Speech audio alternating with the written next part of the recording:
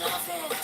'Cause I have a weakness for sweetness. Straight ahead, Weakness for sweetness. Dr. Raj, I have a weakness for sweetness. and the all-exclusive program, SEXPLOSION.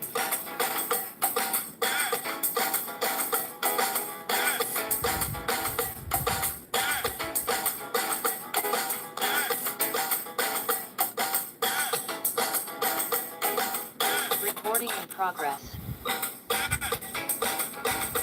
want me to turn around? You want me to fall on the ground? You want me to back so? You want me to get some more? You want me to? You want Good me afternoon, to? Dr. Raj, and how are you, my brother? Good afternoon. You hear me loud and clear? Loud and clear. Excellent, and I'm hearing you loud and clear. So how was your week? Nice. Well, I'm a hard-working, I'm a workaholic, you know, so my week is always set at work. You was working all week But then? I enjoy what I do, and I Uh-huh. look forward to the weekends. I look forward to the educational aspect of SEXPLOSION too. Well, that's So I good. look forward to the weekend. I look forward to having my program because I like connecting with my audience. I like what I want to remind the audience out there that they can WhatsApp me at 740-1961 while I'm doing the program if they have a question, if anyone wants me to talk about a particular issue, whatever it is. Bring a particular issue concerning sex, of course. I want to hear nothing about politics and those kind of things. I'm not a politician and I'm not going down that road. I deal with sex and sexology and anything concerning sex. Yes. And of course, sexual health. That is very important also. But before we do that, I have to play my ad. You know, this is important that we recognize those who support the program. So let's do that first, and then we'll get back to the chat. Rattan stores nationwide. Get up to 50% off recovery sale on selected items. Over 500 household items to choose from. Curtains, brand name sneakers, clothing, and much more.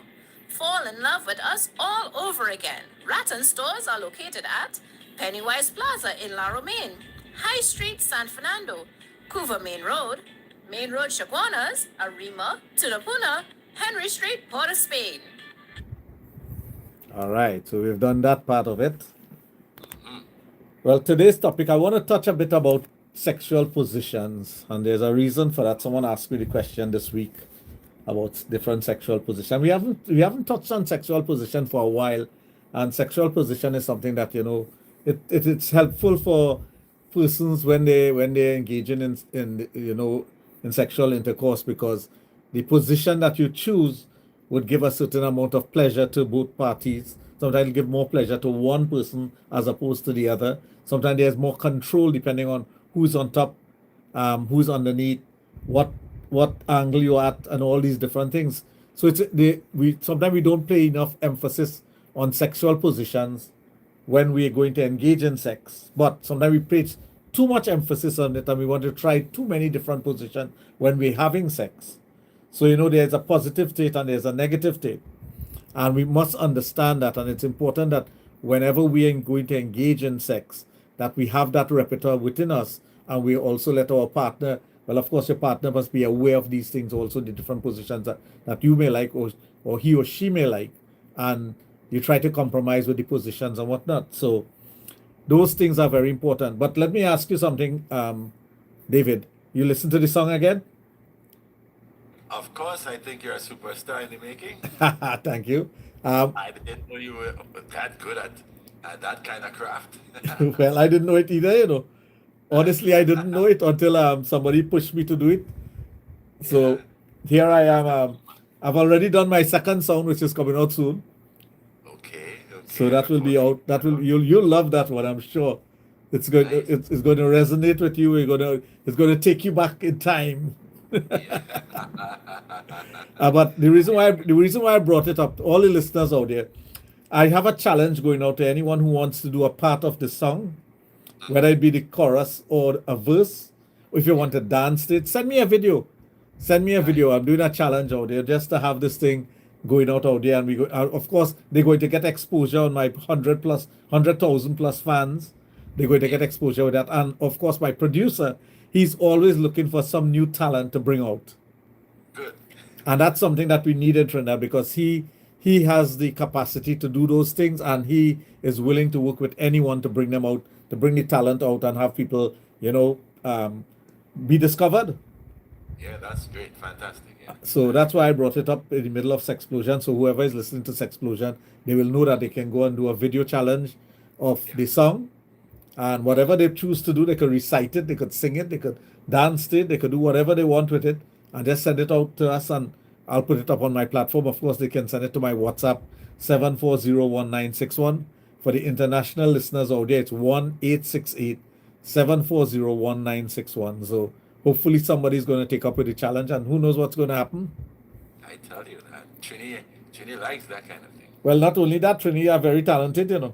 I did not recognize I had that amount of talent in singing until... Well, it shocked me. I looked at it a couple of times and I said, well, Dr. Rajinisi. So I am pleasantly surprised, and I'm getting a lot of encouragement from people out there. My fan base out there, and even strangers who weren't my fans have met me, and they're telling me, they like the rendition. Some persons are listening to the song 10 and 12 times in a day. It's heart-rendering. It's something that makes you feel good inside when you can create something and make other people happy. Of course. So that's a plus out there. So getting back to the topic at hand, when we talk about the whole aspect of sexual position, there's a basic position that everyone knows, which is called the missionary position, where the woman is lying flat on her back and the guy's on top of her.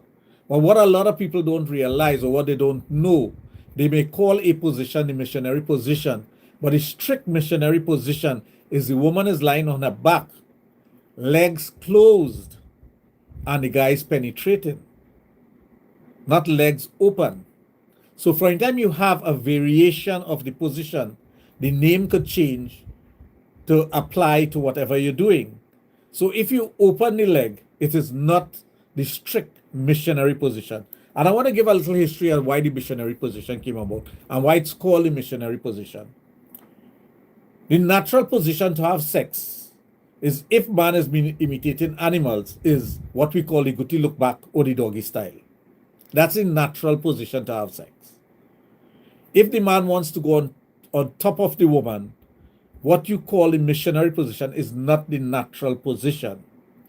But because the missionaries wanted to control people's sexual habit based on religion, and that's why it's called missionary. The missionaries they went all over the world to change people's belief system to believe whatever they were believing. And one of that was that with the missionary position is they have more control over you, and sex is not supposed to be for pleasure. It is strictly for procreation. So that's why that position was something that, they... Excuse me, I just need to... There. That position was a position that was given to man by the missionaries, or taught to them that this is what you should be doing, because sex is only for procreation. It's not supposed to be for pleasure. But let's go back in time. And before the advent of those missionaries, everyone used to have sex for both pleasure and procreation, of course. So when that came about, it was a sort of control over humanity. So if you are engaging in, let's say, making love with your partner, any position that you could penetrate would be a position that you would penetrate in, and it's natural and normal for a human being to do that. And because we are versatile, and because we have that level of intelligence, we know that, hey, I could penetrate you in the spooning position, I could penetrate you with one leg over me, I could go on top of you, I could put your legs back, I could go from behind. There are many different things a man could do and a woman could do for penetration. As a matter of fact, some women will tell you they prefer a position that gives them the maximum amount of satisfaction, which may be a position from the side or from behind, or she's on top controlling the depth of penetration and other things like that. So if you go back to all the ancient writings and all the ancient depiction of sexual act, you'll realize that the missionary position is not a position that is ever depicted. So one has to wonder, well, why it is these people came up with it. And we do know why. It was about control and to curb man's appetite for sex. But we all know that when you are sexually aroused, no matter what faith you belong to, no matter what your belief, when you are sexually aroused, if you don't have control over what you're doing, you can do wrong things as far as your belief system is concerned or your faith.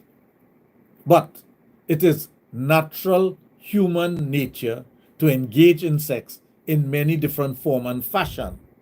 And this is proven by century-old, thousands of years old manuscripts, carving, written, drawings, anything that you can think about depicting the sexual act that predates the missionaries, predate religion, some religion. So if you look back in time, you'll realize that the things that we consider to be normal then, and I say we, humankind, was all natural and normal coming down through the ages. So we're talking 10,000 years back coming down, or even further than 10,000 years. But let's use 10,000 years as a marker. 10,000 years ago, sexual act was normal, natural, however you feel to do it, that was the sexual act. Yes, we do know that another human being is going to come about from the sexual act, and some culture understood procreation and the mechanism and mechanics of procreation. And again, there are carvings and other things that depict these things, even down to the drawing of the spermatozoa entering the womb, going to the egg and fertilizing the egg. And this goes back to carvings that are more than 5,000 years old. So when we think we are in modern times and the things that we have learned in biology and all those things are new now, it's not new to certain civilization on this earth. And this is a fact. These are not something that somebody made up. They are books that gives you a step-by-step, like a manual as to what you do when it comes to making love, when it comes to having sex. And one of those books is the Kama Sutra. The Kama Sutra is instruction in love, but it's not a sex manual as such. It is more dealing with love making, falling in love, getting someone to fall in love with you, breaking through the barrier or the hindrances that you will meet with another person if you are in love with that person or if you want to get to know that person better. So that's the focus of the Kama Sutra. There's just one chapter and a few pages in that one chapter that deals with positions. Other than that, it has to do with matching of genitalia. And this is something that is very important to note.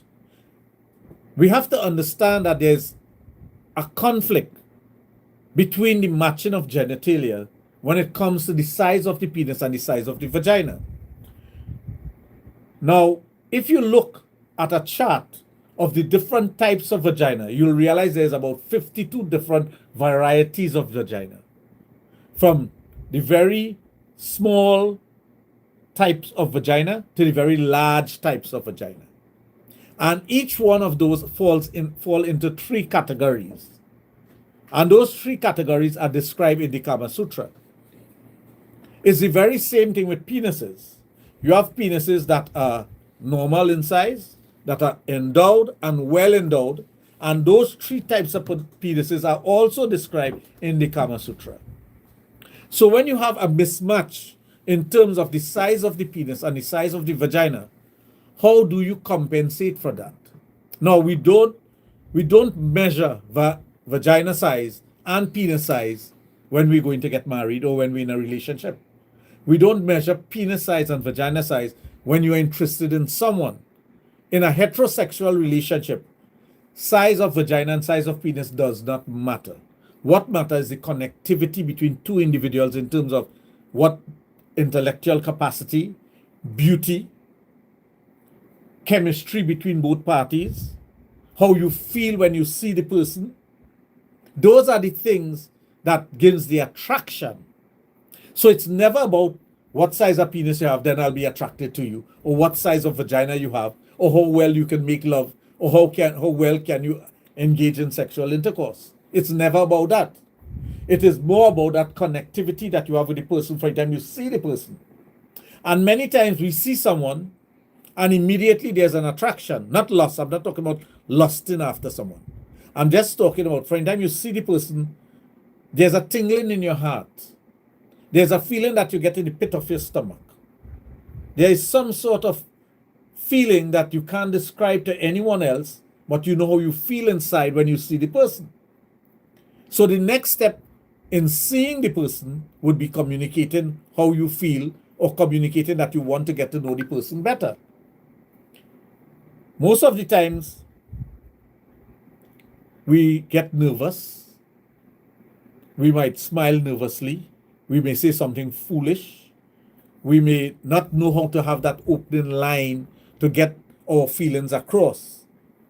As a matter of fact, sometimes the person may be interested in you just as much as you are interested in the person. And again, I'm using person because it could be male attracted to female, female attracted to male. Whoever is attracted first, it does not matter. As a matter of fact, those things matter when you want to prove how much you love the person. That's the only time it matters. You know, I fall in love with you first before you fall in love with me. That kind of thing. But it's a play between two persons who are in love or who feel that closeness with one another. When you speak about that, you're talking about connecting there and the two person gets to know one another. Very rare two persons will get to meet each other today and have sex 10, 15, 20 minutes, an hour after that, unless it is a paid service. If it's not a paid service, you're talking about attraction, you're talking about getting to know the person, you're talking about dating, spending time with the person, developing your feelings for the person, and the person developing feelings for you. Sex comes in way down the line. And way down the line could be a week, a month, a year. It could be a long time. Or it could be a short time. That is dependent on both parties. Both parties may have taken a vow that I will not have sex until I get married. And they may want to honor that vow and remain like that. And they may communicate that with one another, and both parties may be in agreement with it. So again, you do not know the size of the genitalia of each party, do you? You won't. So you finally get together to have sex. And when you do connect sexually, you come to the realization that there is a mismatch in terms of genitalia, the capacity of the vagina and the size of the penis. Some vagina may not be able to take the size of the penis and it may be painful. That is one way. Some, you get a perfect fit no matter what position you find yourself in. The penis matches the vagina perfectly. The woman feels it through the entire length of the vagina, the depth of the vagina, and the walls of the vagina. So there's no mismatch when it comes to friction. It fits perfectly. And then you may have this situation where the woman vagina is large, the inside is large, and no matter what size penis you put inside of there, there's a mismatch, unless it's a well-endowed individual. This is where the position comes in, and this is where positions are very important for both parties, because then now you can start manipulating the way you're having sexual intercourse so that you get the maximum amount of friction. And I'll tell you why you need friction in having sex. Sex without friction is not pleasurable. I'll repeat that.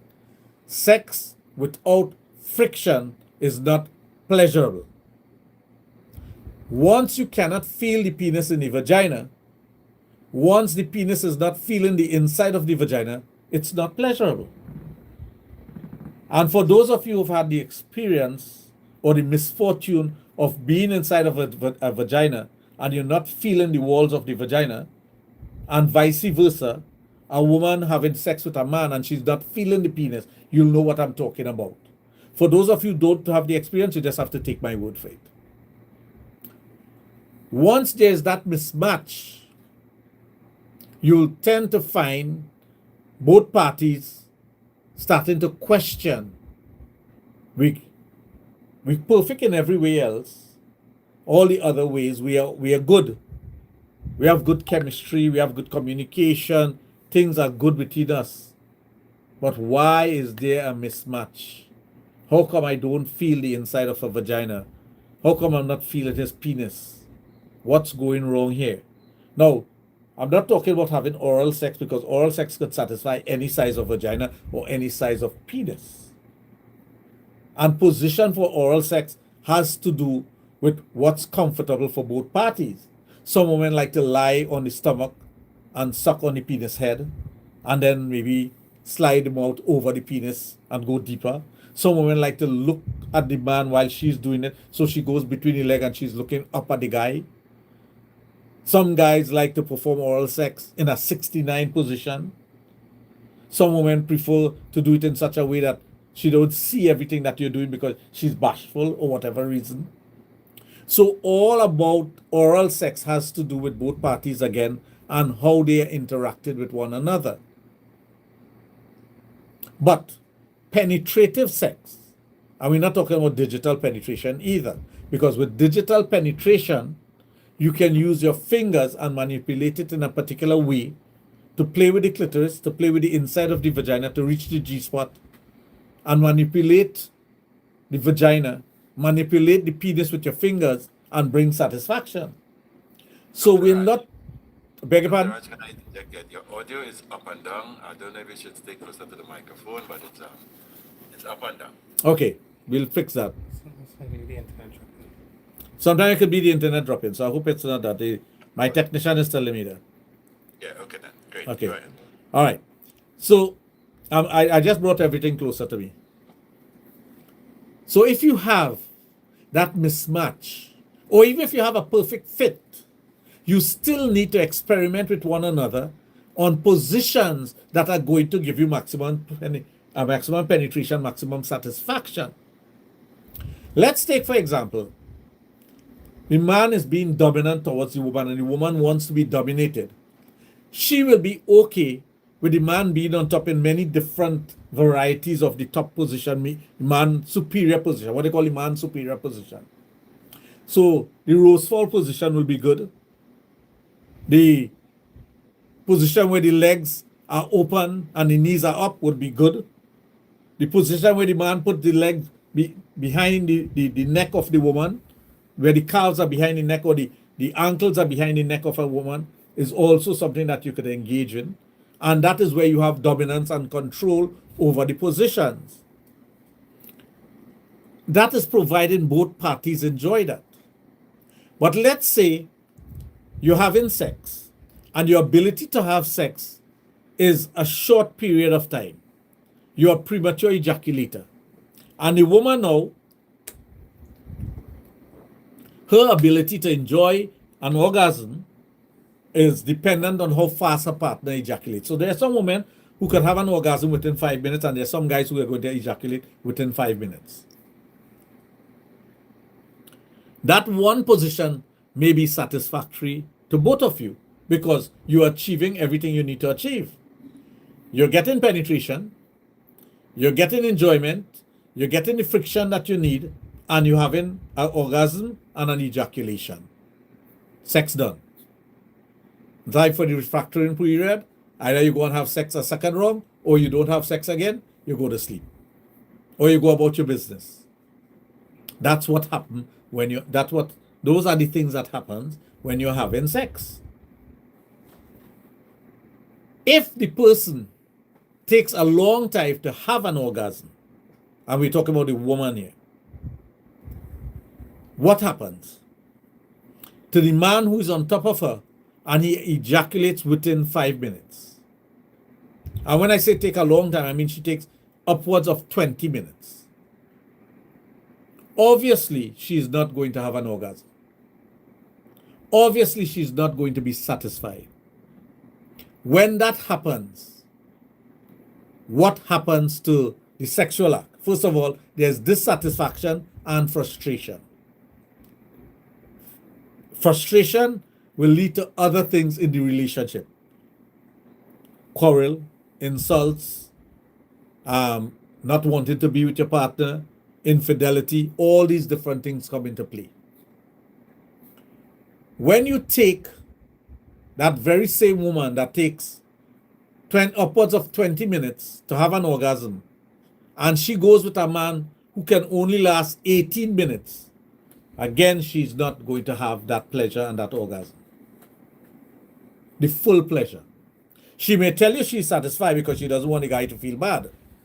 She may tell you she's happy with the sex, but she may not be, and she's hiding that from you. Just as a woman could fake orgasms, she can fake how she's feeling with you when it comes to sex. And we want to make that very clear. Not all women are honest when it comes to sexual intercourse between themselves and their partner. And that again has to do with they don't want you to feel bad. Not because they're naturally dishonest, Is they don't want you to feel bad about whatever you're doing. And that's normal and that's natural. But if the woman meets a guy who can go, let's say, upwards of 20 minutes, and we're talking about upwards of 20 minutes to 45 minutes, what happens then?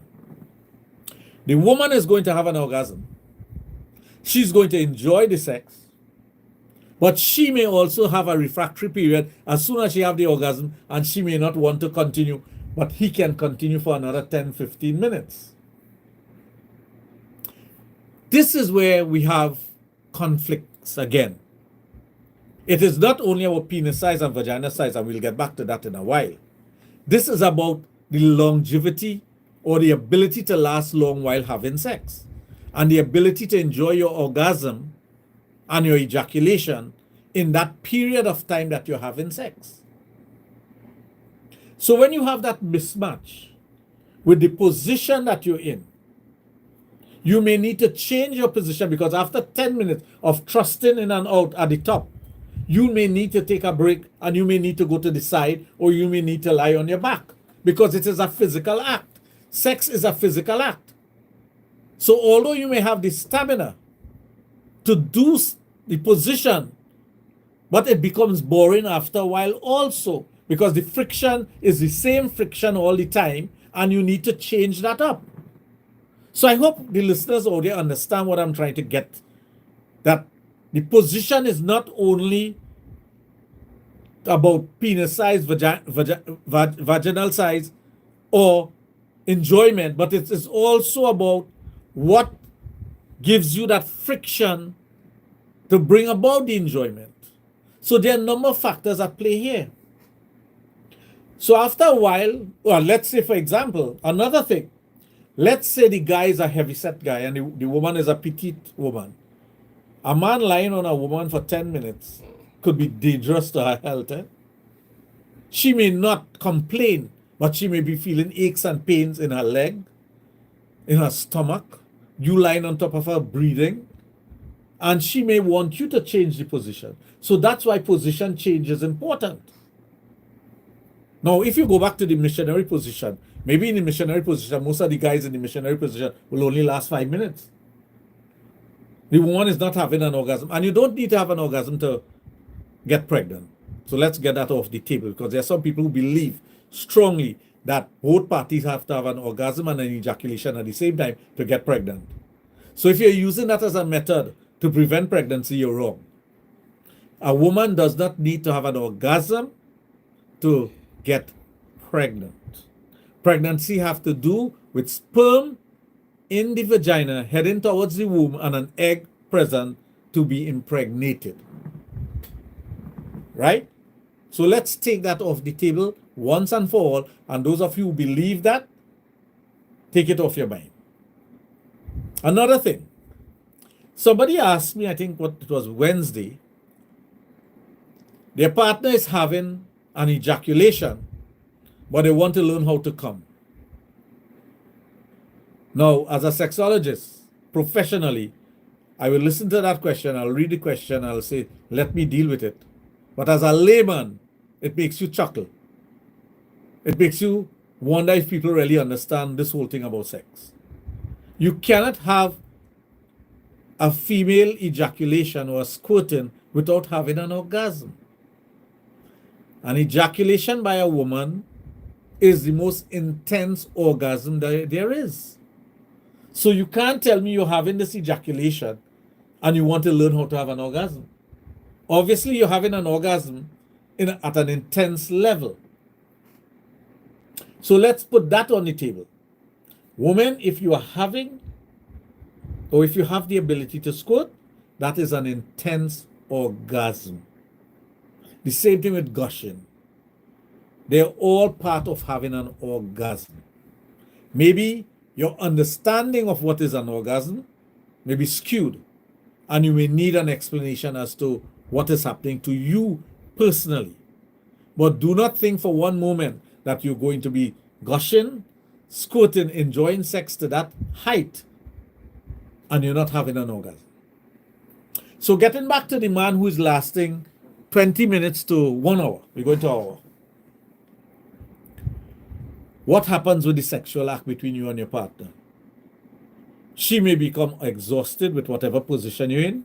You may not have the stamina level, or your back might start hurting you. Your shoulders might be hurting you because you have to hold up yourself. Your pelvic area might be hurting you. You may be uncomfortable in that position. The penis is no longer feeling that friction because of the position, and you need to change. That change in the position must be mutual, and it must be something that the woman is going to enjoy also. And it must be something also for the man to get a rest. Just as how you have a footballer, no matter how famous you are, no matter how great you are as a footballer, you cannot go out there and run for 90 minutes. It's impossible. It is impossible. No matter how fantastic a boxer you are, you cannot go into that ring and box for 3 minutes steadily, firing blows for 3 straight minutes. You must take a break. You must change your position. So a boxer who is jabbing, using uppercuts, and whatever else you have, sometimes he'll hold your arms and lock you in a position because he needs to take a break. He needs to breathe. It's the very same thing when you're having sex. You need to take a break. And taking a break means changing position. Sometimes men who have difficulty in holding their erection, they will need to change their position to catch their breath, to rejuvenate their energies, and go on to doing something different. But one of the things that happens to a lot of men, especially men who are older, mature, is that your penis starts to deflate if you're in the same position pumping all the time. And that has to do with blood flow. If you're diabetic, it's the same thing. If you have hypertension, it's the same thing. You would have that challenge of not being able to maintain that turgidity in your erection, and turgidity is hardness of your erection, if you stay in the same position. And if the friction becomes less, you're definitely going to lose that friction that is going to cause your penis to remain harder. So you change your position and you go into a position of comfort. But remember, the woman may have had her orgasm and she needs her refractory period. And she may be going into a position feeling all tired, all worn out because she has had her orgasm and not being able to perform as she could have or should have. Now, the cowboy position, you have the cowboy and the reverse cowboy. It's a position that a woman could use as a rest also, because she could be on top of the guy gyrating instead of moving up and down. Moving back and forth, using her vagina in such a way that the vagina comes like her hands on the penis, caressing the penis, without her exerting too much energy, because you do put out energy when you're having sex. And that is what gets us tired. That is what burns up our energy. our level, and that is what makes us feel as though we need to take a break. Some guys make the excuse of going to get something to drink. Some women will just lie down there and say, you go ahead and do whatever you need to do because I can't make. Whatever the reasons, you will also need to know that there are positions that are going to be comfortable for your partner and comfortable for yourself, that are going to give you that level of friction and satisfaction that is going to bring about that holistic sexual act with your partner. And that is why positions are very important. If the woman is kneeling on the bed and you're going from behind, the doggy position, you're not on your knees, you are on your legs, and your legs maybe together, shoulder width apart or wide apart for you to actually thrust into the vagina. Your legs are going to get tired. Let's face it, you go to the gym, you're working out, body parts get tired. If you are kneeling on the bed or kneeling on the floor and penetrating someone, the friction against your kneecap can cause you severe pain and hurt. So that's another thing that could happen to you. The position that you're in can cause you to feel cramped, and that's another thing that comes along. Because once there's a lack of circulation, you're going to get cramped. You're going to get cramped. You're going to get a muscle pull. So you need to change your position to prevent those things. Not if you're 2 minutes, man. If you're having sex for 2 minutes, you're not going to get cramped. You know, the guys who are 2 minute men out there, A super sub. they wouldn't understand that part of it. All these things that I'm talking about. It's the one who have the ability to last longer and go in the distance, they will understand, hey, these are the things that can happen to an individual, and it has happened to me. And this is what can happen to my partner.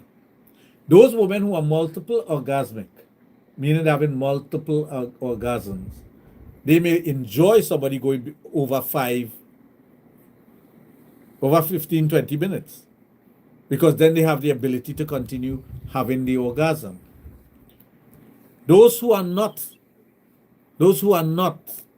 having multiple orgasms may need to have that rest. So those are the dynamics when it comes to orgasm. So orgasm is not just a simple thing of having sex and enjoying it, and it's going to come on to me. Another thing is the actual, what you need me to plug in? Okay, well, we'll do that in a while because I'll take a break. Another thing would be the positions that you put yourself in is also important. You think that it's going to connect? We had an issue with that. Yeah. Go ahead and connect. Let's see. We're taking a 2 seconds to connect here. Which one here?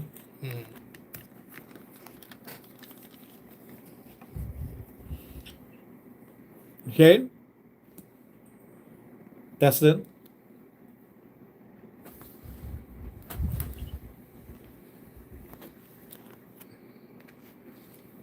Master control, you hear me?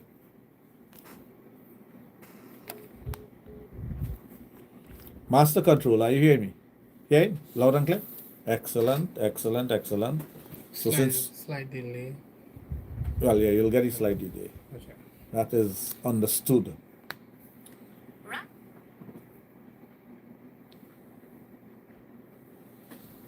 Why would somebody call me while I'm doing a program? Why would you call when I'm doing a live program?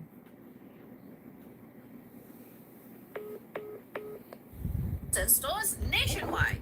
Get up to 50% off recovery sale on selected items. Over 500 household items to choose from. Curtains, brand name sneakers, clothing, and much more.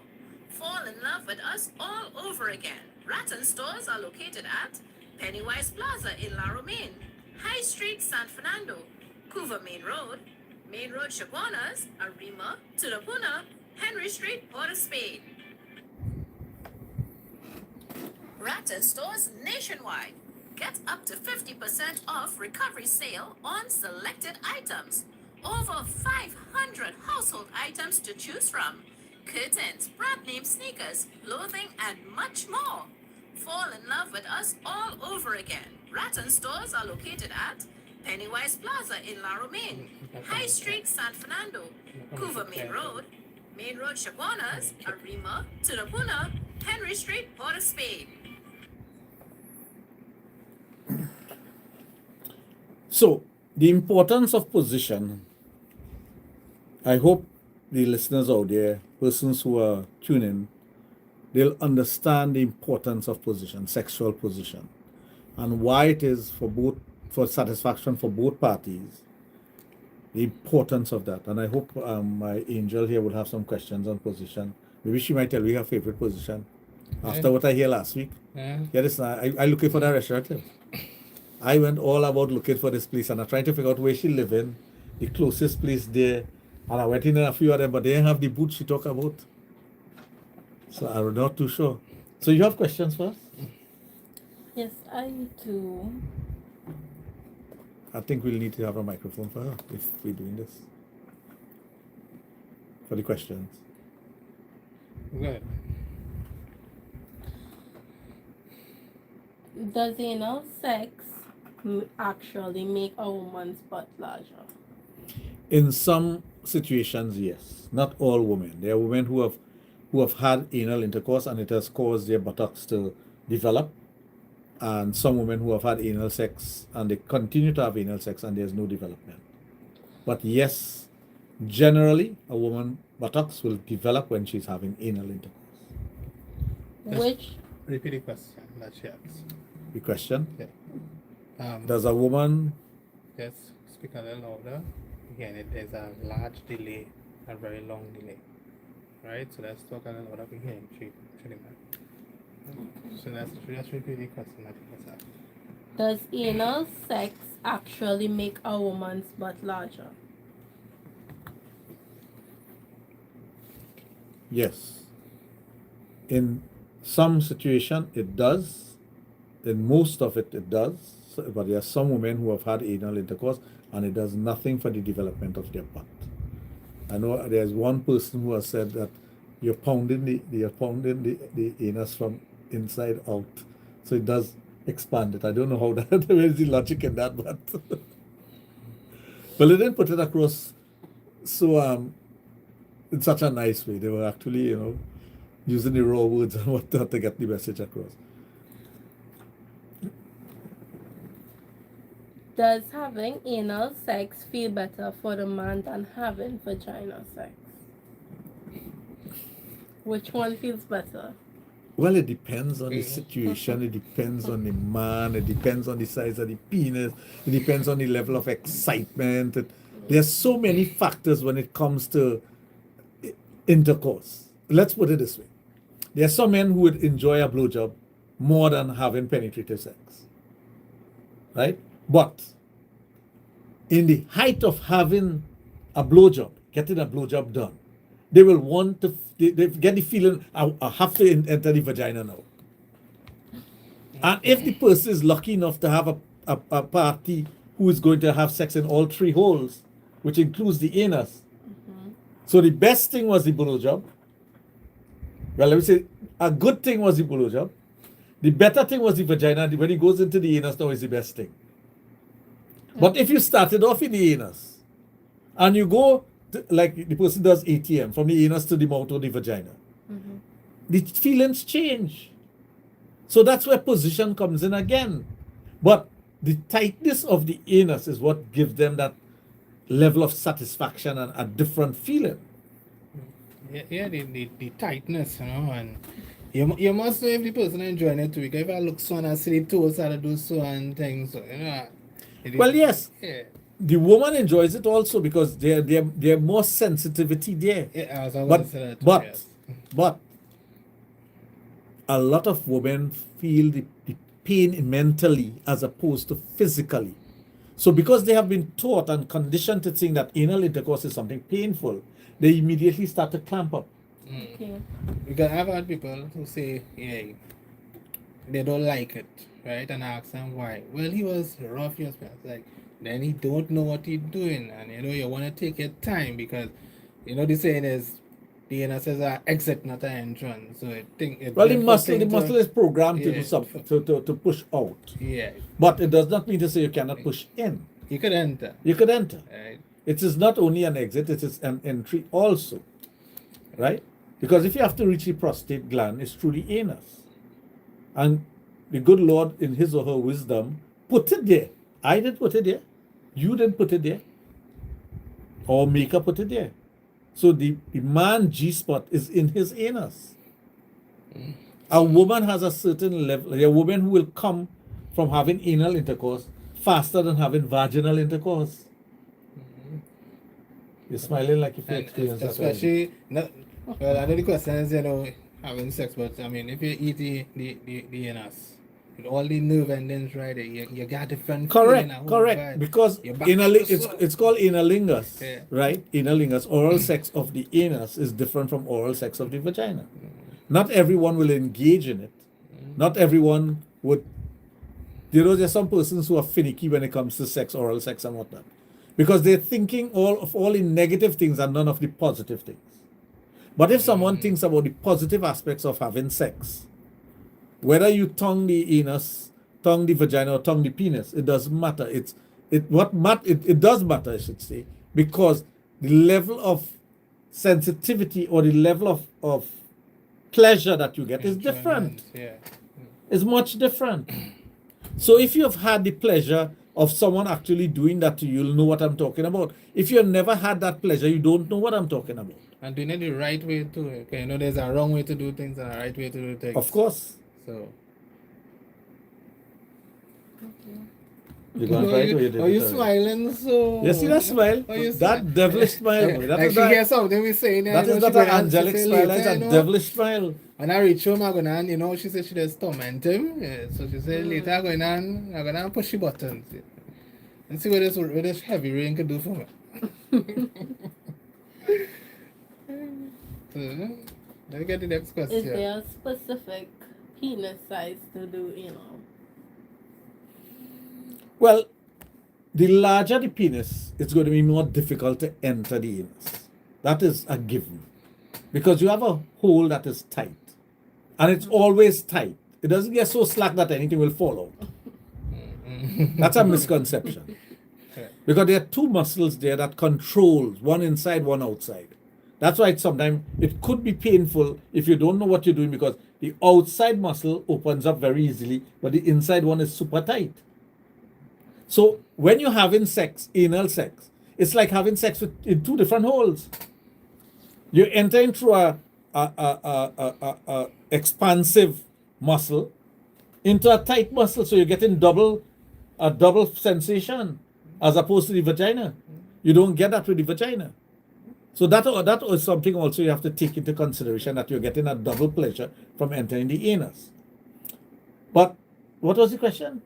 If there's what is the size? Yeah, the size, okay. Size. So if it is a large penis, so you have a well-endowed penis, let's say 10 inches, 9 inches, 10 inches, that is super thick like a Coke can, Yeah, it's going to have difficulty going in. Packing And- two and a half inch width. Right, now you're talking about, that is going to cause some pain.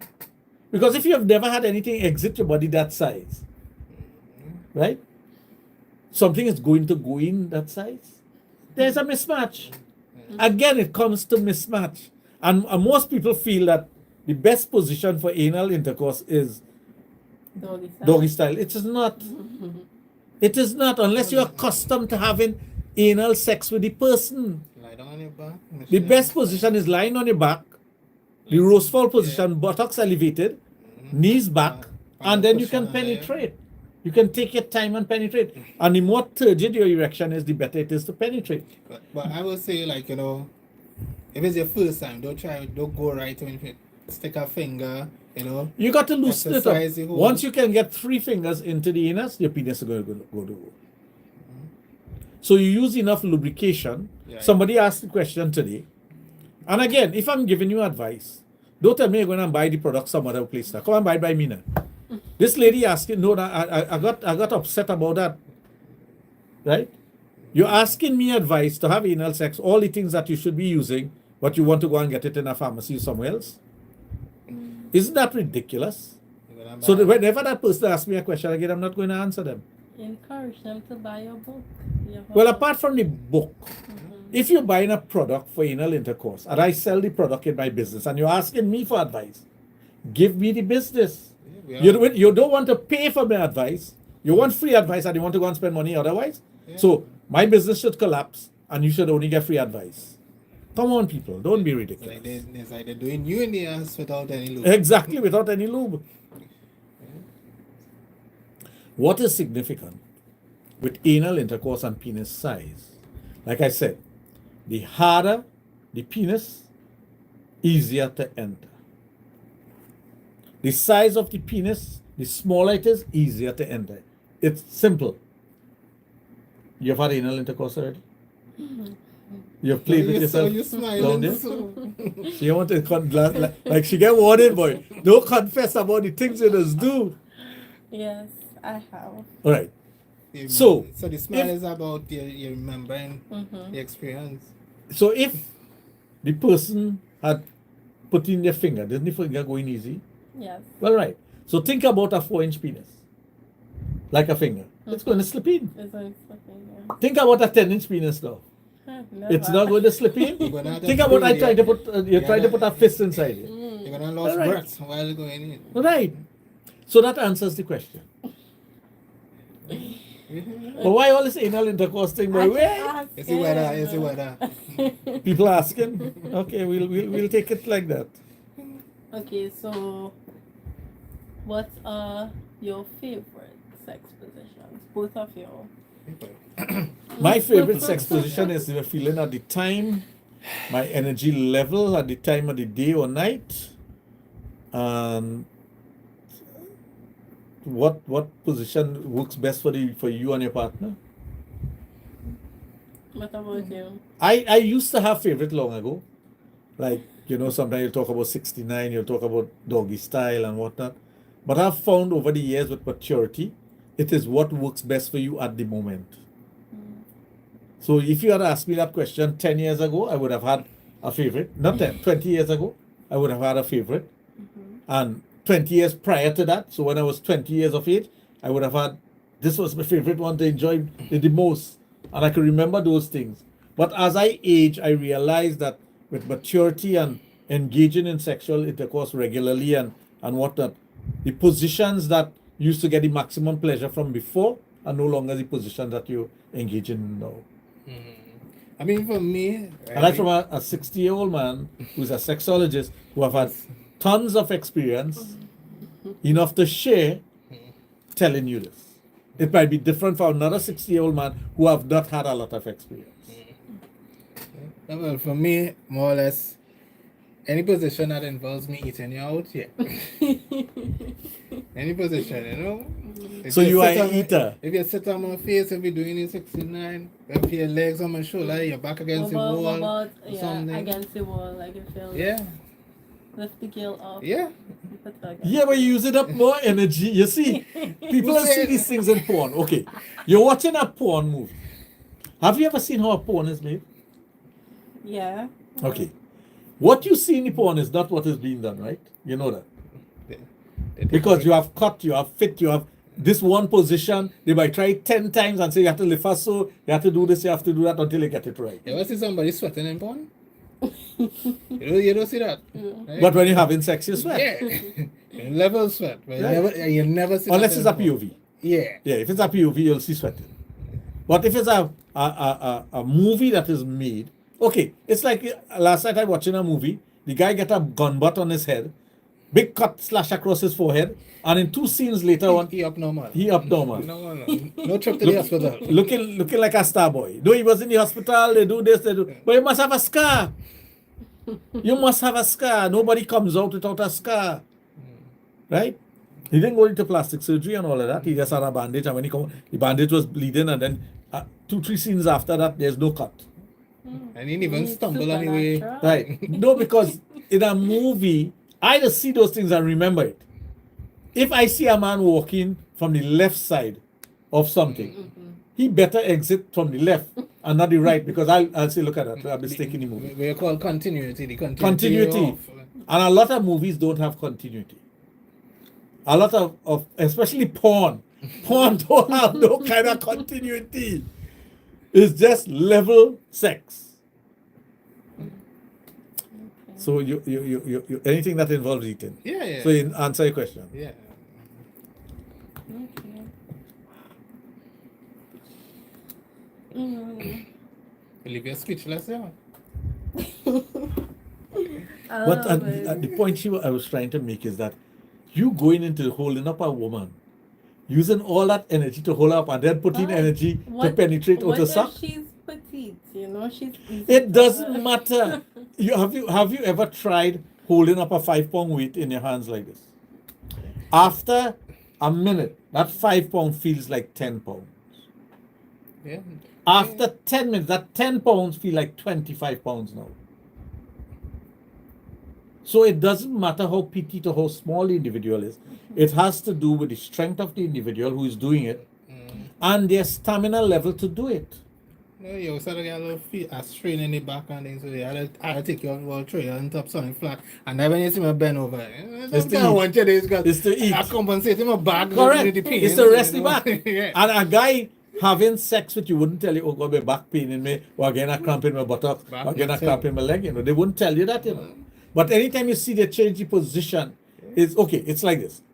Even having the rosefall position in sex, sometimes you get a pain in the crease of your legs here, and you need to stretch out your leg. So you see all of a sudden the man pull out, and he going down on you by stretching the leg in the Yeah, back. there. I shaking my leg off. Right He's shaking the leg. This time my foot It's freeze the, up. yeah, it's the easy pain. But he's not going to tell you, oh God, my leg hurt, the girl. He wants you to enjoy yourself. That happens when the woman is on top of her too. Her legs. Right. But do you all complain? No. You switch we, around, we don't study that. We study. Right. I studied it, but I'm going to say it. It's like, Exactly. I can't let you know. I can't let you know I'm suffering. But you are aware of it. And once you are aware of it, if you are aware of something, you feel it more. And it comes back to remind you, hey, you like the cowgirl style, but here is the leg cramping up on you, you know. You realize that? Reverse does hurt a lot less. Well, you should try the reverse, just spin around without coming off. Yes, exactly. Because you're going to start no hands, you're bouncing no hands, and all of a sudden your hands on my chest from the back. Exactly. All of a sudden the hands on your chest or the hands on your knees. What is that? What is that? All the time you were saying, no hands, you know? The horse was just riding itself. Yeah, then all of a sudden I see holding And on to it's these for straps. support. Yeah. Well, why do you need support? If Because- everything is okay, because- okay. why do you need it? If your legs so strong, if your legs are so strong in the cowgirl position, why the hell do you need to press on my knees and my kneecap? So we don't fall off. Okay, when you're riding You're not going to a fall off, horse- nothing hooking you inside. when you're riding a horse, you You need ain't to saddle up hold properly on, then. because you will fall off. You ain't saddle up properly. Saddle up properly. Well, I take your point and I understand your point, and I'm in agreement with you. You need to do that, and it's all well and good. So we'll enjoy that. We'll take that as you having to take a rest. It's But that is what makes sex fun. well, true. It makes it fun. You ever try the position, okay, the same cowgirl position, but you turn your buttocks like 90 degrees, and all of a sudden half your cheek on the balls and the other half of the cheek on the pelvic area. How nice that you get deeper penetration. You never tried it? She go there and try that. Do that. Take it from the side. That's a side position. Now you could simply in that position lean across and the guy is leaning like this and he thrusting like that, you know. So you get your rest. You do something reach out for your face. Yes, so- yes, Yeah, you're yeah, clicking yeah, in she brain, you know. You ain't gonna You let us know to, next week how that position went. Next question. Is having sex every day, multiple times a day, good for you? If you're a prostitute and you're making money, yeah. What if you But just even a love prostitute need sex? to, even if you love sex, you cannot have sex every day, multiple times a day. You can pull no 24 hours. Well, That not is- no 24 it is- hours, but It is well, impossible for a human being to be doing the same thing repeatedly over and over and get the same pleasure from it. Especially for a man, because every time a man come, he losing at least a pint of blood right there. Now, you don't lose a pint of blood. Yeah, that is a fallacy. That don't happen. Right? That is a fallacy. That is not true. When you have sex and you ejaculate, you lose your sperm. The sperm comes out. But what it does, it draws your energy. That's why you have a refractory period. We have no reservoir of blood. So that's why if you're doing penis enhancement, you have to build your blood. You can't lose blood without giving blood. You don't lose blood like that. So that's a fallacy. I've heard a lot of people say that. That is impossible. The blood in your body remains the same. What you need to do is to make sure that you have the circulation and whatnot. The act itself drains you of ejaculating. You ever see a man face screwed up until when he ejaculated? and he It like, happens. It happens. There's a tensing up, there's a pull, there's a squeezing of internal muscles and whatnot that goes on that you're not aware of. When a woman having an orgasm, it's almost similar, but it's not the same as a man. The balls tighten, you know. If you want to know when a man is about to ejaculate, the balls pulls up and tightens, you know. So if your hand is on the balls, you know you're about to break. You'll know that. If you are averse, there are signs that happens to a man prior, just seconds before you break. And the expert knows it. But if a woman is having sex every single day, multiple times, she is going to get fed up like everything else. You cannot eat the same food over and over and over. Even if it is your favorite food, you are going to get fed up. is that why men tense up? Like they tense up and they don't want when they ejaculating. No, they that is tense refractory up, period. You don't want nobody touch you after that. Yeah, he don't want to touch because No, he senses no, it. that's very sensitive. Yeah, It especially becomes if- super sensitive. If you had a real rigorous session, you get don't touch me. Let me catch me. You know, I'm going to the fridge to get some water and come back. Well, You why don't want- don't listen. No, well, then you're doing yourself a disservice because what you do is you desensitize the man. When you do that, the man, if you're oversensitive, it's because your nerves are firing at that moment. And you do something to counteract that, the nerve retract. And sometimes it retracts and retracts. It's like a person using one of those spray. I'm not going to call any brand, a desensitizing spray. Every time you spray your penis, the nerve retracts. You know? And eventually, the spray doesn't work because it's not hitting the nerve. The nerve has retracted and the head of the penis gets soft.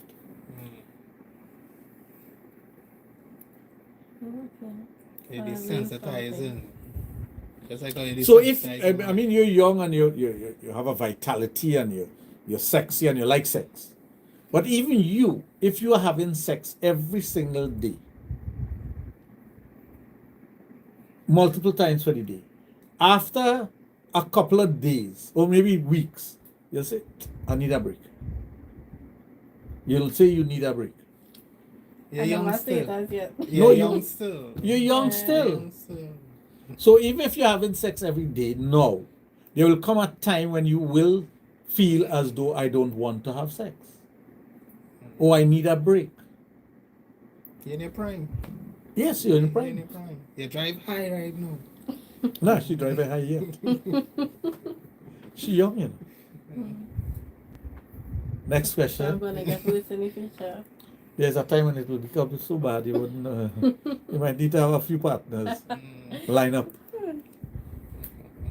Okay, so what to do if you have a tight foreskin on your penis? Okay, when a person has a tight foreskin, once it's not phimosis, phimosis needs to be treated. Phimosis is when the foreskin gets tight and it gets brittle. it tears and cracks and it becomes painful. Look like a desert. Right. So phimosis, we have the cure for phimosis. We treat people for phimosis at the Adult Therapy Center. They need to call 645-4543. A simple remedy for tight foreskin is taking your finger, putting the finger between the foreskin and the head of the penis and going around in a circle, stretching the That skin. sounds painful. No, Actually, it's that. I mean, no, but you have to lubricate it. yeah. And the best lubrication to use for that is coconut oil. Because I know, like, when for babies, they do it. You take a Q-tip and you put it in there and you move it. Yeah, but you use oil. Yeah. Well, long ago, they Yeah, blow with the still, oil. they blow into the penis, Yes, the that foreskin, too, to yeah. expand it. But if you enjoy giving oral sex, you blow into the foreskin, but don't let air get into the urethra. Yeah, and then take it down. Or you can take your tongue and swallow it around. But that is strong enough. The tongue is not strong enough to stretch the skin. So in order to stretch the skin, this is the head of the penis, this is the foreskin. In order to stretch it, you need something solid like a finger. And you move it around in circle and you widen it. Sometimes you put two fingers and you move it around like that and widen it. But use coconut oil. But not baby oil.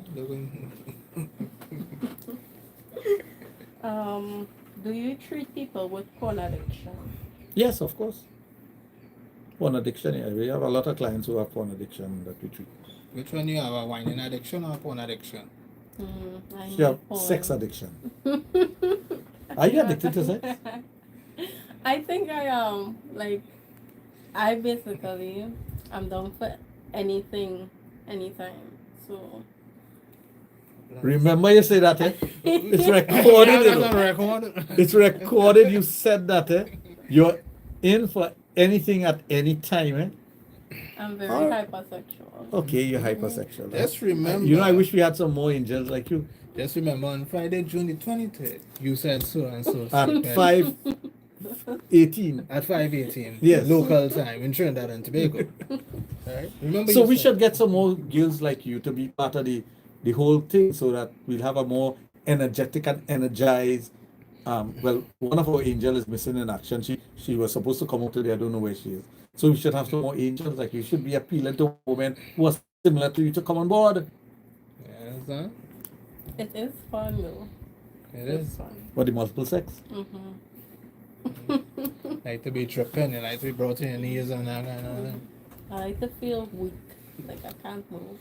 You like to feel weak. You like to Trained. feel Constantly weak. trained. You mean while having sex or after you have sex? After.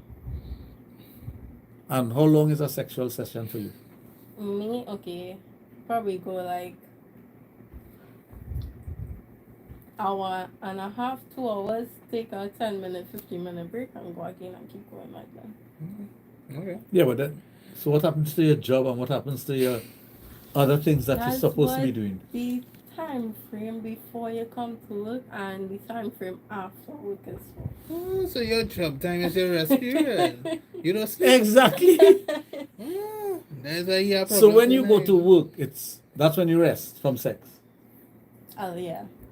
So you have sex before you go to work and after you go home from work. So you chocolate today? With this No, rain and thing. actually With- reached that with the- time to. You're always let me don't go down that road. Let's move on to something else because this is becoming a bit. We're making sure we record it so we can listen to it afterwards and we'll say okay. We had the minutes. We had the minutes. Carry on. What is it like being a sex therapist? Challenging, exciting, invigorating at times. Sometimes it's a toss-up between the pleasure of helping individuals and watching your database increasing based on the different individuals you come across. So to me, it is one of the best things that you could ever do. There's never a dull moment being a sex therapist or a sexologist. And I'm both. I'm a sexologist and also a sex therapist. So being a sexologist is the clinical side of it. Being a sex therapist is what people consider to be pleasurable. You know, there's a joke going around now that two old men sitting and talking, and one of the old guys saying, you know, in my youthful days, I was a pizza delivery guy, and here I was delivering pizza to all these homes and whatnot, and sometimes I'm hungry, and I'm delivering these delicious pizza, and I can't eat it. The next guy said, he told the guy, he said, I understand because I was a gynecologist. So he's seen vagina, smelling vagina, not tasting, but looking at vagina. I can't do anything with vagina. But as a sex therapist, you could. And that's where the difference comes in, and a lot of people don't understand that. A medical doctor cannot be a sex therapist. They can't step over that line. A gynecologist cannot be a sex therapist. A urologist definitely cannot be a sex therapist. But as a sexologist, not taking the role of a sexologist through the medical field, but as a PhD, and becoming a sex therapist simultaneously as being a sexologist, there are many advantages to that. Very few disadvantages. And the excitement in it is you're dealing with every segment of society, old, young, rich, poor, beautiful, not so beautiful, handsome, not so handsome. It doesn't matter what segment, race doesn't matter, nothing matters. What matters is the issue at hand at the moment for the individual. So you don't judge the person based on race, color, creed, or class. You don't judge the individual based on anything other than what they present to you. So you have to have such a broad, open mind. I'll tell you something. That is one of the things I love about myself. Because I'm a sexologist and sex therapist, I have one of the broadest mind you could ever think about. Because when somebody comes and sit and talk to me, it might be somebody I knew from my childhood days. I'm not judging them. It might be somebody I look up to in society. I'm not judging that person. It might be somebody who's selling something on the side of the road. I am not judging that person. I am here to listen to what you have to say and find a solution for you. When it comes to the sex therapy part, persons trust you enough to tell you their fantasies. They trust you enough to tell you their deepest, darkest secrets that they wouldn't even tell their spouse. And you know it. Whether it be a man telling you or a woman telling you, it doesn't matter. And you could, if you were a false individual, if you were somebody who was doing this for other reasons, there's so much information that you could use against people. But you know, I hear it from you, and 10 minutes after, I don't want to remember what you told me because I found the solution for you and I move on. So if I see you tomorrow in a different setting, that's not going to come back and flood my mind and I'm going to say, oh, that's the woman you with? I wonder if she know these things. It doesn't matter. It doesn't matter. And that is what makes you so broad-minded. So sometimes when I talk from my perspective as a sexologist and a sex therapist, people don't believe how broad-minded I am. Because they cannot fathom that. They cannot be like that. They themselves will tell you, boy, if I know that about a woman, oh God, I licking she up, boy. I've heard people tell me that. Not that I tell them anything about the woman, but they will tell you that nice woman has come by you, boy. God, if I only find out what I say, and they will ask me a question. Sometimes husbands will ask me about things that their wife has told me, and I told them, I can't tell you that. Your wife has to tell you that. And vice versa. The husband will tell me something and I cannot tell the wife. So that level of confidentiality, it builds your character. And I have been doing this for close to 30 years now. And nobody could come out there and ever say, I've heard this from Dr. Raj, or he has used this against me. Or nobody could ever say that. I maintain my integrity all the time. So that makes me, in my mind, a person of integrity, a person of honesty, a person of class when it comes to my profession. And I'm proud of that. Next question is vaginal dryness common for women in their 20s? Vaginal dryness, if a woman in her 20s is having vaginal dryness, she has other issues. She'll have other issues with her stomach. She'll have issues with dehydration. she would have you could look at her skin and you see her skin needs rehydrating and those things. So yes, it will be common if women don't take care of themselves, they don't take care of their skin, they don't drink enough water, they will have dryness of the vagina. And a lot of young women today lives in a chemical environment, meaning they constantly in air condition, they don't go out in the sun, they don't rehydrate their skin properly, they go to the gym and they sweat and they'll tell you, I don't want to drink too much water because I want to pee plenty. So they don't hydrate themselves properly. So yes, you're going to get vaginal dryness. Does semen retention matter if you have had a vasectomy? How are you going to retain semen if you have a vasectomy? If you have a vasectomy, what's going to happen? Every 3 days, your body reabsorbs the sperm that you produce. And there's nothing coming out because the tubes have cut, so there's nothing going to come out. Right? But your body don't keep sperm, you know. Do you know that? You create sperm, it's stored, and if you don't ejaculate it out, the body reabsorbs it. Okay. It's a constant recycling. It's like this. And hopefully your husband or your boyfriend or whoever it is, if you want to have a child and he has to go and do a semen analysis, they'll tell him, keep away from sex and ejaculate it for 3 days. Why do they tell you that? To make sure the sperm builds up, make sure it matures, and make sure they can do a proper analysis of it. So your body don't retain sperm as some people. Not to stick in your back, you know. Oh God, that thing in my back, boy, I have to let it go. That is all crap. That is stupid talk. There's so much dotish talk about sex with Trinidadian, well, people in the whole all over the world. But I'm a Trinidadian, so I listen to Trinidadians. It's unbelievable. Can you do that with I'm watching a woman with that thing in her mouth? I would like to see you with one of that in your mouth. You look sexy. Red lipstick like that. Just thought of it. But the thing is how she would make out if he had to do one. How she gonna live for that 3 days? Yeah. How are you going to live for that 3 days? Yes. If your husband have to go and do a semen analysis and he cannot have sex with you for 3 days, you'll have to come and sit down here and check with you. She'll be sweating, she'll be cold sweating. Cold sweating? You know, like Withdrawal symptoms? Yeah, you know them drunk and on those videos she does. He would just have to use his mouth and fingers. She don't find us boy, yeah, boy. She ain't playing. She ain't a bite. It's like, oh well, what that mouth do? Them fingers. Your mouth ain't going to do the test. Them fingers look inside. Oh yes.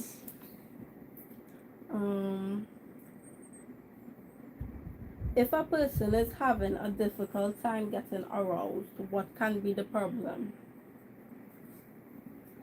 There's so many factors. Again, this is where sexology comes in.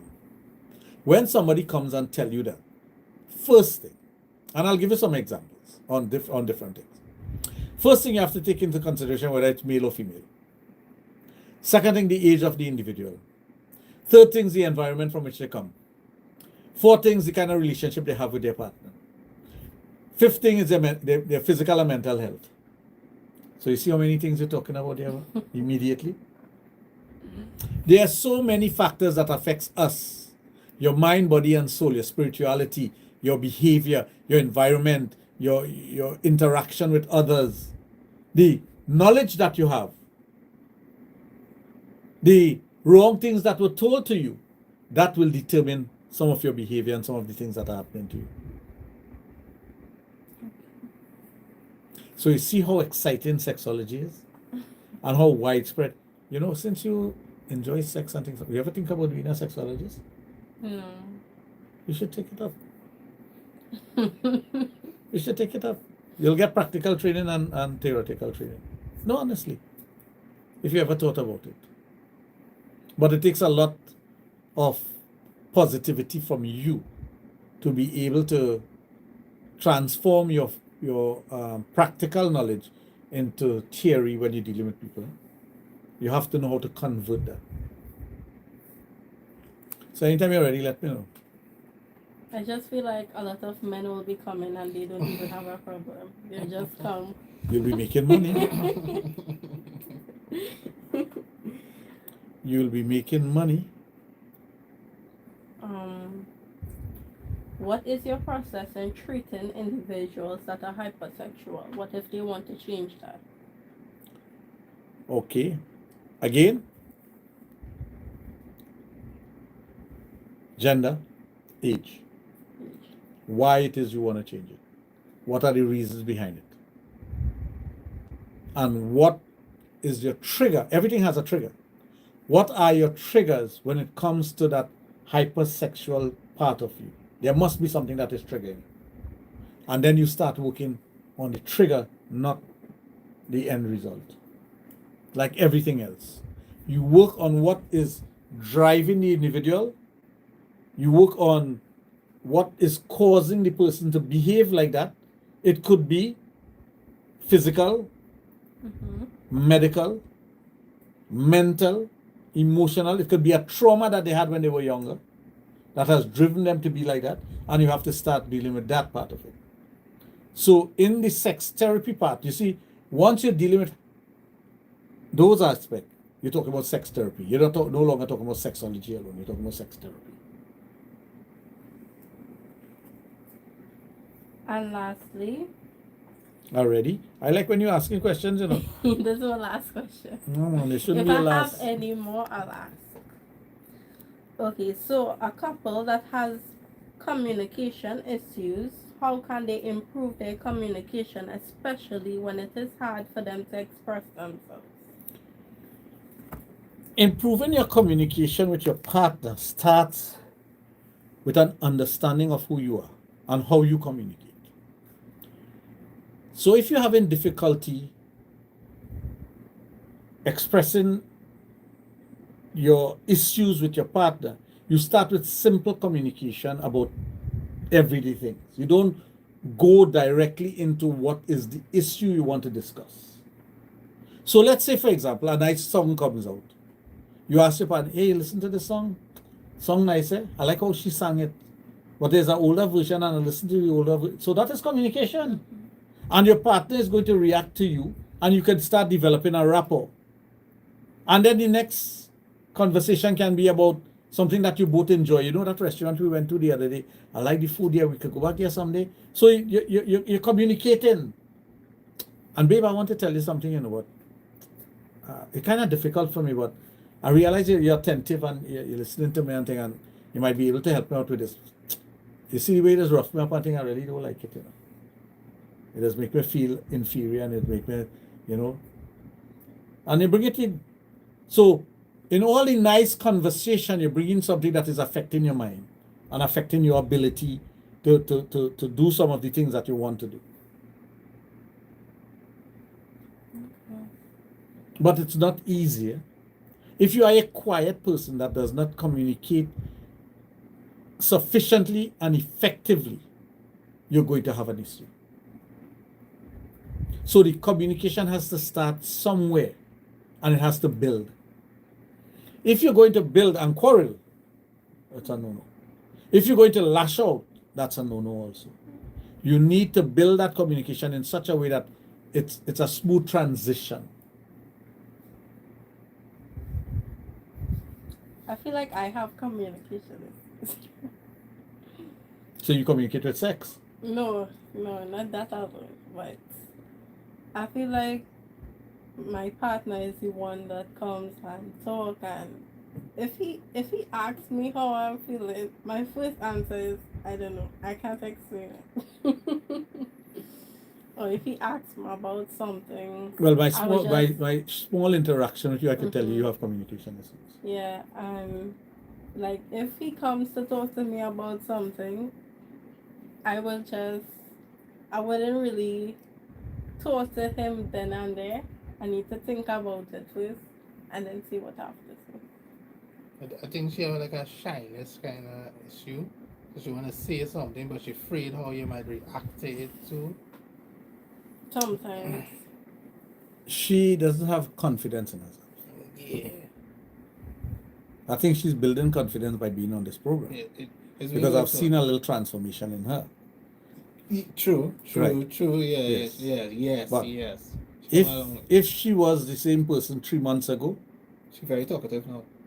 compared to how she was. Yes. So she's a little more communicative now, and she's a little more comfortable. She's more comfortable with herself in expressing herself, and that is because she's on a radio program now where she actually. You remember 2 months ago you couldn't get her to say what she's doing about that. Yeah. Now she's. So you are changing for the better. You opening up like a little flower.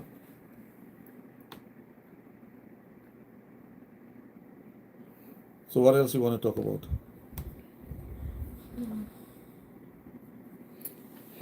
Well, I see you had asked something there to TikTok. Well, they didn't ask. What's that? Just talking about why people why we enjoy oral sex, and somebody had respond with we grew up with bedroom business, must stay in the bedroom, so they feel uncomfortable.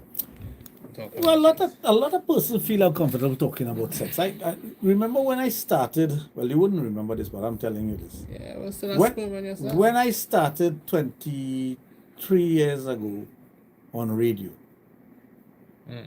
people were aghast. They were like, "What the hell is wrong with this man? Boy, he talking about sex so openly."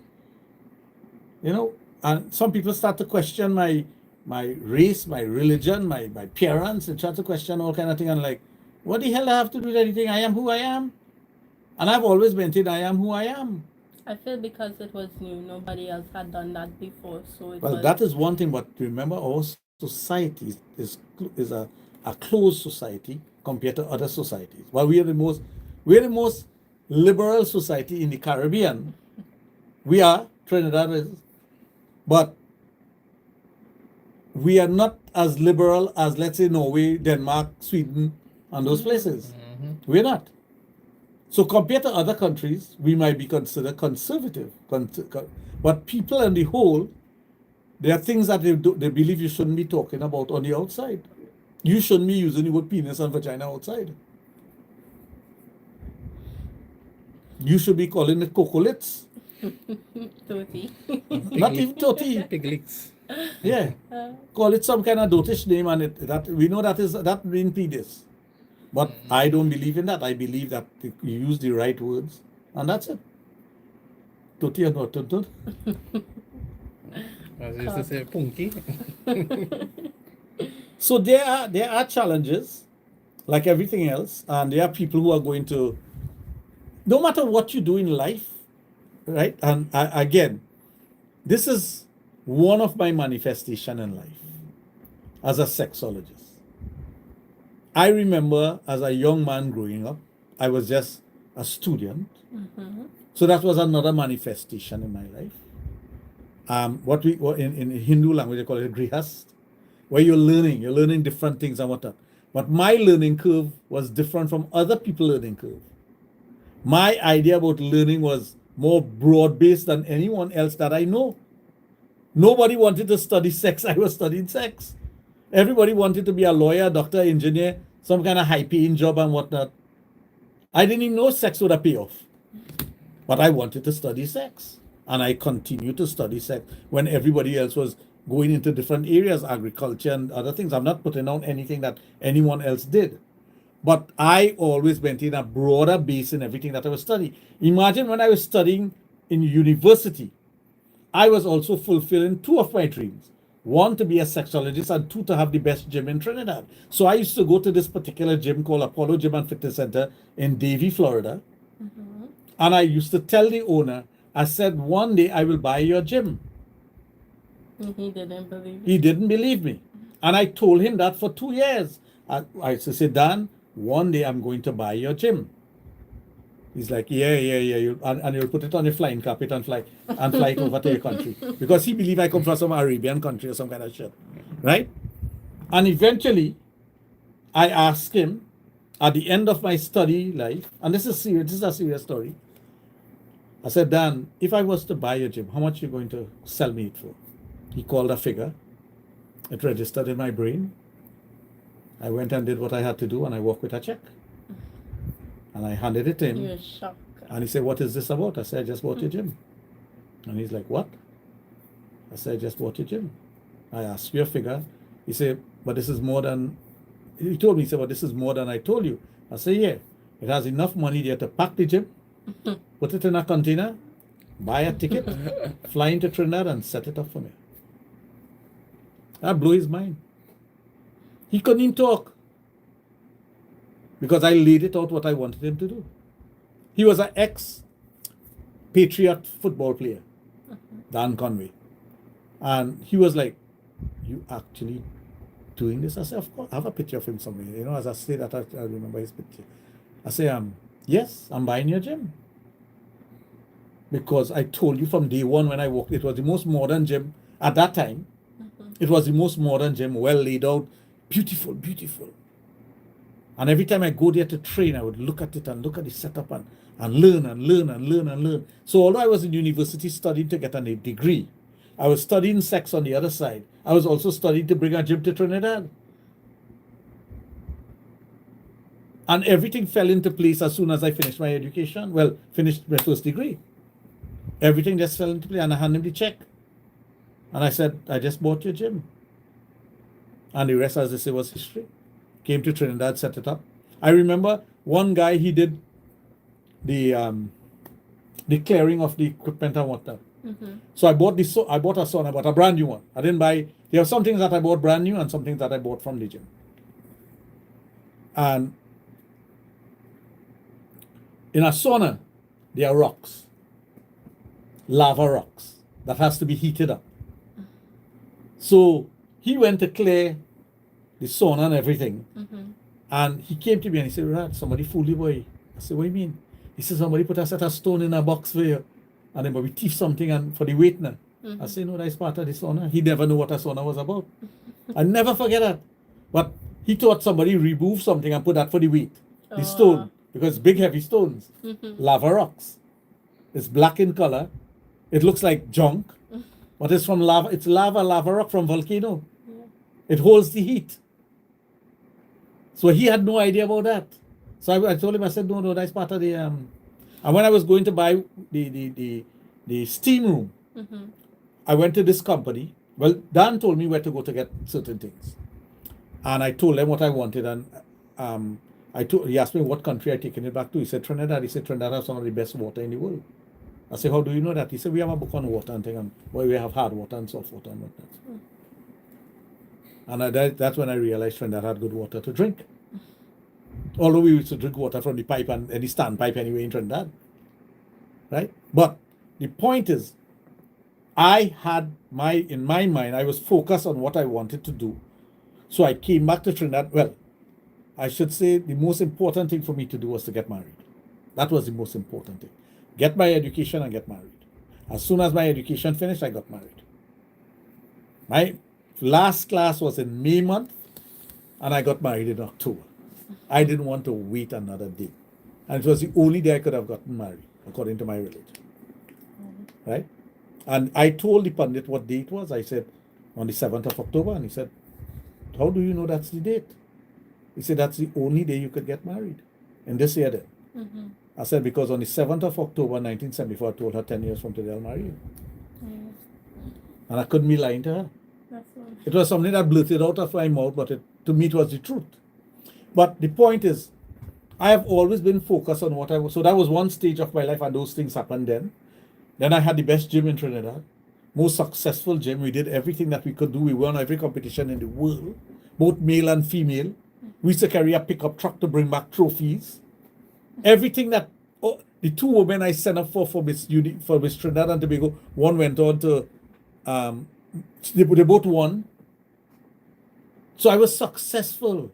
JQ Batiste, when nobody wanted her, I said, don't worry, I'll sponsor you. JQ Batiste, and she never forgot that. When she was doing her television show, she used to call me to be part of the television show. Right? So I was always part and parcel of everything that was going on, and I was always looking at something else in the future. So the sex part of it became part of, I should say, in a quiet way, part of what I was doing at the gym. The toys and things, selling toys and things out of the trunk of your car. I used to do that in school, sell adult books and things in school and pages and whatnot. And then it transformed into selling out of the trunk of my car. And the business blossomed from that. Now I'm at the stage in life where I just celebrated my 60th birthday, and all of a sudden I'm singing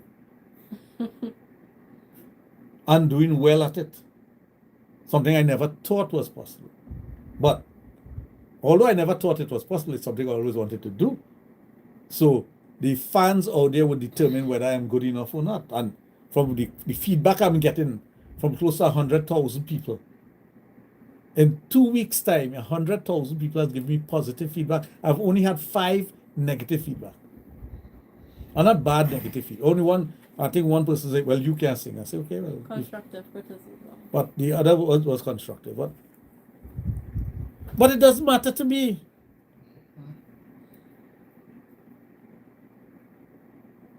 Yes, Hollis, I will say that. Maybe I'll say that today too. I remember that last week, I remember that last week that I used to end my program by saying that. But again, I was aware that there were a lot of persons who were listening to the program who were not supposed to be listening to the program. Like my good friend here, teenager, hiding under the bed to listen to my program. That's what he used to do? Every young boy used to do that.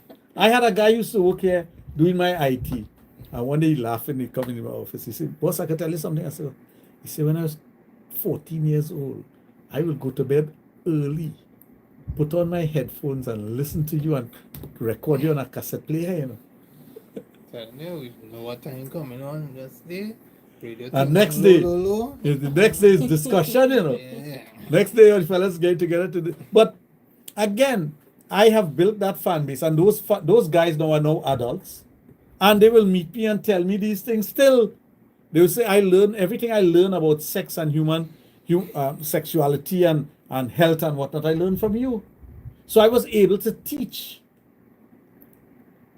So I will end my program today with those words that I used to use. Let me see how many persons out there. I remember the sequence in which I used to say it. I hope maybe I'm a bit excited to say it, and I may not remember the full sequence, but I remember the last one I used to say. So we'll end the program later today with that.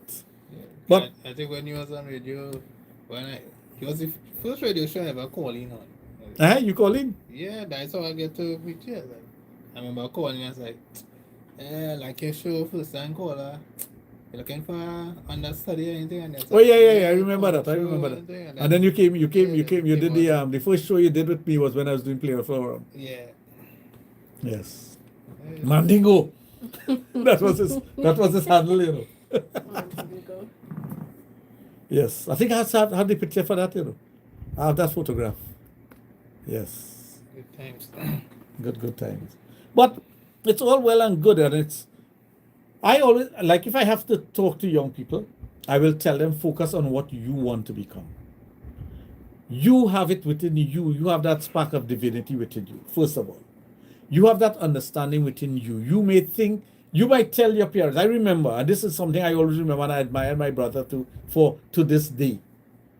He was in second primer, first primer or second primer, one of those classes at Waiko Presbyterian School in San Grande. And the teacher asked, Miss Lynn Mahadev asked the question to the class, who wants to be what? And children were saying, I want to be a doctor, I want to be a lawyer, I want to be this, and I want to be that. And when it came to my brother, she asked him, what you want to be? He said, I want to drive the shit truck. Like, well, I used to call it the LHA truck. The truck that used to go and suck from the latrine? Yes. Right. So they used to call it that. So he didn't know the name. He didn't know that was the sewer truck. He just used the word that he know. And she always remembered that when he got married in 1990, she was there at his wedding, and she remembered that, and she said it. She said, of all the students, I always remember Puran saying that, because everybody else wanted to be what their father was, or some kind of big position. He liked truck. So his dream, and he eventually ended up owning trucks. He had a transport division in his business. So you see, when you believe in yourself and when you have that vision, like my vision was sex and sexology and teaching sex and getting people to understand sex and understand their body and understand behavior and keeping their marriages. Because I know there's something called divorce. I know there's something called separation and I understand why it happens, but I will never like to be placed in that category. I will never like to be a product of that or be in that. That's why I always try to maintain a good relationship with my spouse. To this day, having that relationship where we could communicate and be on the same wavelength with many things. If we don't agree on everything, but we're on the same wavelength with many things in our life that are important to us. So I use my parents as an example. They're married 63 years now. I use my wife and myself as an example. We're married 39 years this year. And my grandparents, they were married for 65, 70 years, I think. I think they made 75. I'm not too sure. I'll have to go back into that. And they were married for that length of time. So I use that as a base. And I know that it wasn't all rosy, and I know it wasn't all glamorous, and it wasn't the best of everything, but they made it work. So as a sexologist, when I talk to people and I listen to them and I hear when they talk about their spouse and whatnot, I still have something to go back to that gives me the strength and the information and the knowledge to pass on to them. And that's why it's good for me. My many relationships, and I've had many relationships sexually in the past, when I was studying and whatnot, was the basis of my education in sex education. And my wife knows about it, and it's something that we discuss openly and whatnot. And it gave me the information I needed from the practical sense and not the theoretical alone. And sexology is practical, it's not theoretical. I've maintained that throughout. I've always tried to tell persons that you cannot describe to someone an ejaculation if you have never had it. You cannot describe a position if you have never tried it or been in it. You can't read it in a book and say, okay, this is how you do it and you don't know the feeling of it, because then you wouldn't say it with the passion. And you must be passionate about whatever you say and whatever it is you're doing. You must have that level of passion within you to be able to do that. And if you don't have it, then something is wrong. Mm-hmm. So whether you are, I always love photography. I used to always walk with a camera. I have my first camera, I have it at the back of me here. I used to walk in school with a camera and I took out thousands of photographs. As a matter of fact, when we had our reunion and my friends, and I brought out the photographs and showed my friends, when they started Form 1, I had pictures of them, to graduation in Form 5, and they were like, Giri, you have all these pictures? I say, yeah. And some of it was destroyed in a flood. So you could imagine if that flood didn't take half the pictures that I had. I had about 20,000 photographs, right? How much pictures I would have had to show them from the first day they enter school to now. Same thing when I went to university. I always had a camera with me. Before people walking around with a smartphone with a camera, I always had a camera with me. So I always was doing, I the first videographer in Trinidad from Sangre Grande was me. I brought down a handheld device with the backpack and everything. And I used to do weddings and whatnot. And it became part of, when I started to do porn now, it was just a transition. It was, and I don't do porn for the commercial market. I do personal porn. There's a difference. I do porn for collectors and for personal use. That's why people used to trust me to come and take a picture where they having sex with their wives and whatnot. And I would go and get it developed. I wouldn't tell people where. And as a teenager, I'm talking about here.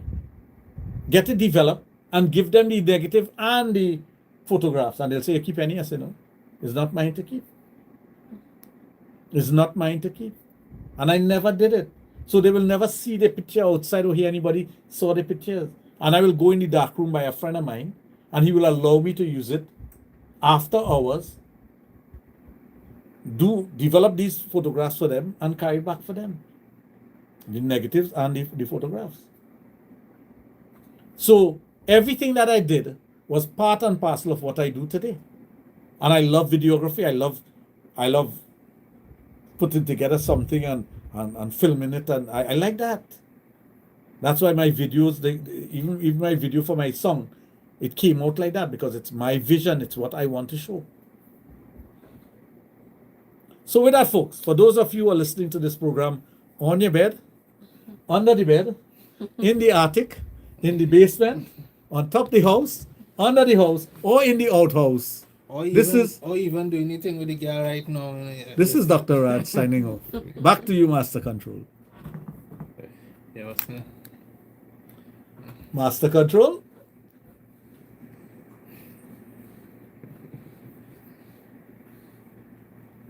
Master Control. There were 38 seconds delay. Oh, so he's not hearing me. Yeah, he didn't talk. Master Control. Yes, up now. Where are you? We're heading out. I've just wrapped up my old way of wrapping up. You know what is an outhouse, right? Mm-hmm. Okay. Just want to make sure the younger generation may not know. I don't want to use the word latrine.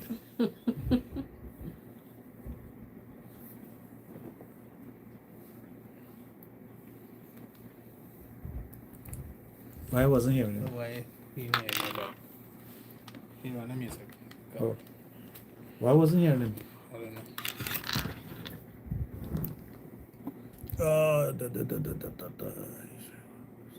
Yeah, but have a. But this was only streaming, it was not recorded. That's a good one. I exit out here. Right. Okay.